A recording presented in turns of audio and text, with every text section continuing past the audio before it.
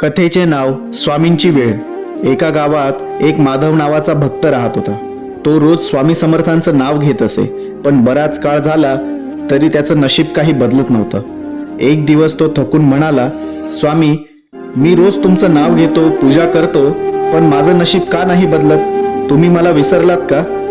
तेव्हाच एक वृद्ध साधू तिथे आले आणि म्हणाले, बाळा, स्वामींची वेळ येते तेव्हा सर्व काही बदलतं. आपण घाई केली तर फळ कच्चं मिळतं, पण स्वामींची कृपा आली की सगळं पक्क आणि कायमचं मिळतं.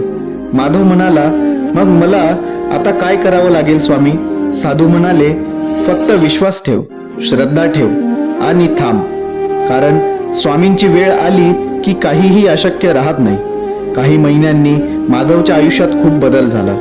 त्याला चांगलं काम मिळालं, घर सुधारलं आणि मन शांतीने भरलं. त्या दिवसानंतर तो सर्वांना सांगू लागला, स्वामी कधीच विसरत नाही, ते फक्त योग्य आणि योग्य वेळेची वाट बघतात. म्हणूनच हार मानू नका, स्वामींची वेळ येते तेव्हा चमत्कार होतो. ही कथा सांगते, स्वामींची कृपा विलंबाने दिसते पण ती कधीच उशीर करत नाही. ज्याने श्रद्धा ठेवली त्याचं आयुष्य स्वामी नक्कीच बदलतात. श्री स्वामी समर्थ.